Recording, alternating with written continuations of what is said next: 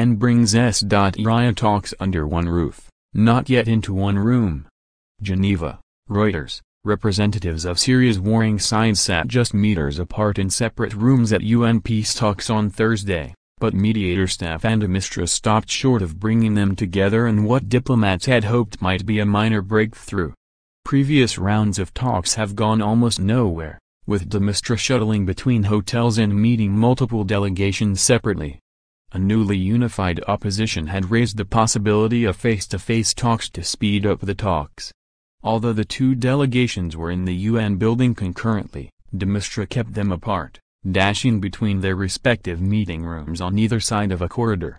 "We are having what we would call close proximity parallel meetings," he told the opposition team, after making similar comments to the government delegation, promising to leave them in the hands of his deputy while he went to meet their enemies. After several hours of talks, chief government negotiator Bashar al-Jafari and his opposition counterpart S.yria left separately, without commenting to the media. S.yria told Reuters on Wednesday that he was ready for direct talks and was prepared to negotiate with no preconditions to end the 6-year war. He said his first words to Jafari would be, "Despite all of the crimes which have been done in Syria, I hope that the regime can come ready to put the people of Syria first. If the two sides do meet, it will not be their first time in the same room." In February, de Mistura infuriated Jafari by inviting both sides to a ceremony to inaugurate the talks. On that occasion, as de Mistura warmly embraced the opposition delegates, whom the government of President Bashar al-Assad regards as terrorists, Jafari and his team walked out of the room without turning back.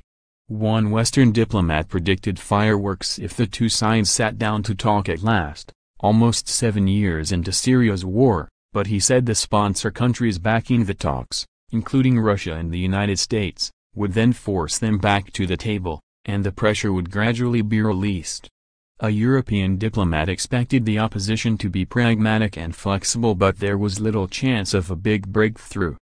"I think we need baby steps, and we've made such little progress in the years gone by, largely because of the regime's reluctance to engage in this. So to make some small steps now and develop some momentum would be very helpful indeed.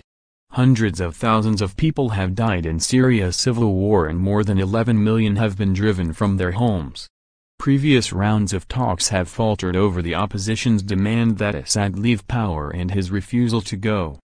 Over the past 2 years, since Russia joined the war on the government side, Assad and his allies have recaptured all major towns and cities from the rebels. There has been some speculation ahead of this week's round of talks that the opposition could soften its demands in light of the government's success on the battlefield.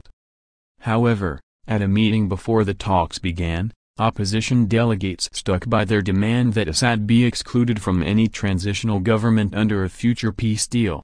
Writing by Tom Miles, additional reporting by Marina de Petris in Geneva and Angus McDowell in Beirut, editing by William McLean and Peter Graff.